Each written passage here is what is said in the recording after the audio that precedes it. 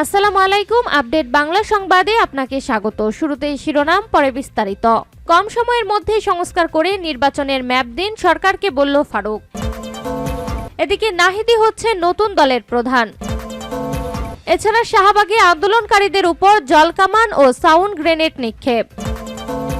এবং সর্বশেষ জানিয়ে দেব, সরকারের দায়বোধ জাগিয়ে তোলার চেষ্টা করতে হবে বলল নজরুল ইসলাম। শিরোনাম শুনছিলেন, এবার বিস্তারিত। কম সময়ের মধ্যে সংস্কার করে নির্বাচনের ম্যাপ দিন, সরকারকে বলল ফারুক। নির্বাচন নিয়ে অন্তর্বর্তীকালীন সরকারের প্রধান উপদেষ্টা ডক্টর মোহাম্মদ ইউনূসকে উদ্দেশ্য করে বিএনপির চেয়ারপারসনের উপদেষ্টা জয়নুল আবেদিন ফারুক বলেছেন, সংস্কার কম সময়ের মধ্যে করে নির্বাচনের ম্যাপ দিন, তারিখ দিন, তাড়াতাড়ি করুন, না হলে অস্থিরতা আবার বেড়ে যাবে, আবার কোনো ষড়যন্ত্র ফাঁক করে ঢুকে যাবে, সেই ষড়যন্ত্র রুখতে রুখতে আবার নির্বাচনের সময় অতিবাহিত করবেন, আমরা সেটা আর গ্রহণ করতে চাই না। সোমবার জাতীয় প্রেস ক্লাবের সামনে বাংলাদেশ জাতীয়তাবাদী চালক দল কর্তৃক অবিলম্বে জাতীয় সংসদ নির্বাচনের রোডম্যাপ ঘোষণার দাবিতে আয়োজিত এক প্রতীকী অবস্থান কর্মসূচিতে প্রধান অতিথির বক্তব্যে তিনি এই মন্তব্য করেন। তিনি বলেন, কোন দিন নির্বাচন বলতে বলতে 6 মাস থেকে শুরু করলাম, আজও কেন? কার ইঙ্গিতে, কিসের ইঙ্গিতে, কার ষড়যন্ত্রের জালে আপনারা আবার পড়ে যাচ্ছেন? নির্বাচনকে দেরি করে আবার মঈন ফখরুদ্দিনের জন্ম দেওয়া, এই জিনিসগুলো ইতিমধ্যে জনগণ বলা শুরু করেছে। ফারুক বলেন, অন্ধকার দিয়ে অন্ধকার ঢাকা যায় না, আলোর দরকার হয়, আর সেই আলো আপনার কাছে আমরা আশা করি। দয়া করে আপনার সহকর্মীরা যাতে না বলে 54 বছরের রাজনৈতিক দল সংস্কার করতে পারেনি, এমন কথা আপনার স্টাফরা যাতে না বলে। নির্বাচন 26-এর মাঝামাঝি হতে পারে, এমন বেফাঁস কথা বলে দেশের মানুষকে আর আতঙ্কিত করার কোনো প্রয়োজন নেই। তিনি আরো বলেন, তারেক রহমান বলেছেন, নির্যাতন সহ্য করেছে আমার দলের কর্মী, হাঁটু পানিতে দাঁড়িয়ে পুলিশের ভয়ে তারা রাত কাটিয়েছে, তারা জঙ্গলে কবরস্থানে ঘুমিয়ে হাসিনার পুলিশের অত্যাচার থেকে রক্ষা পেয়েছে, তাদের অনেক ক্ষোভ ছিল। শেখ হাসিনা বলেছিল, আওয়ামী লীগ ক্ষমতায় না থাকলে তাদের একটি কর্মীও থাকবে না। হাসিনা মোদির আশ্রয়স্থলে থেকে তুমি একবার চোখ বুলিয়ে দেখো, তারেক রহমান 5 আগস্টের পর তোমার একটি কর্মীর গায়েও হাত দেয়নি। এটাই ব্যক্তিত্ব, এটাই তার গ্রহণযোগ্যতা। এই গ্রহণযোগ্যতাকে ঠেকাতে আরেকটি ষড়যন্ত্র শুরু হয়েছে, এই ষড়যন্ত্র রুখতে হবে। নির্বাচনের তারিখ ঘোষণা করার কথা উল্লেখ করে বিএনপি চেয়ারপারসনের এই উপদেষ্টা বলেন, অসংখ্য আহত নেতাকর্মী যাদের চোখ নাই, হাত নাই, পা নাই, তাদের মা চোখের পানি ফেলছে, চিকিৎসা নিতে পারছে না, তাদের দাবি আপনি আর দীর্ঘায়িত করবেন না, অনুগ্রহ করে নির্বাচনের তারিখ দিন, কারণ আপনি বিলম্বিত হলে আপনার যে গ্রহণযোগ্যতা, আপনার যে ইতিহাস, সেটা কলঙ্কিত করবে আওয়ামী লীগের ডেভিল হান্টের সদস্যরা। নাহিদি হচ্ছে নতুন দলের প্রধান। জুলাই আন্দোলনের ছাত্র নেতাদের নেতৃত্বে দল আসছে চলতি মাসেই। এই দলের প্রধান হবেন অন্তর্বর্তীকালীন সরকারের উপদেষ্টা নাহিদ ইসলাম। যদিও নতুন রাজনৈতিক দল গঠনের আলোচনা দীর্ঘদিন ধরেই চলছে, সম্প্রতি একটি গণমাধ্যমে প্রকাশিত প্রতিবেদনে বলা হয়েছে, দলের দায়িত্ব নেওয়ার আগেই সরকার থেকে পদত্যাগ করবেন নাহিদ ইসলাম। তবে সরকারের থাকা অন্য 2 ছাত্র প্রতিনিধি এখনই পদত্যাগ করছেন না, নির্বাচনের আগে আগে তারা পদত্যাগ করবেন। গত 5 আগস্ট গণ অভ্যুত্থানের মুখে শেখ হাসিনার পতনের পর ছাত্রদের নেতৃত্বে নতুন দল আসছে কিনা তা নিয়ে আলোচনা শুরু হয়। এক পর্যায়ে বৈষম্য বিরোধী ছাত্র আন্দোলন সারা দেশে কমিটি দেওয়া শুরু করে। গঠন করা হয় জাতীয় নাগরিক কমিটি। নাগরিক কমিটিও থানা পর্যায় পর্যন্ত কমিটি দিচ্ছে। জানা গেছে, বৈষম্য বিরোধী ছাত্র আন্দোলন, নাগরিক কমিটি এবং সুশীল সমাজের প্রতিনিধিদের নিয়ে নতুন দল গঠিত হবে।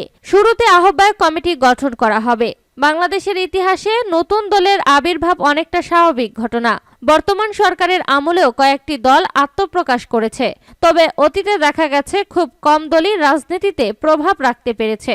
ছাত্রদের নতুন রাজনৈতিক দল বড় কোনো প্রভাব তৈরি করতে পারবে কিনা সেটা নিয়ে জোর আলোচনা চলছে।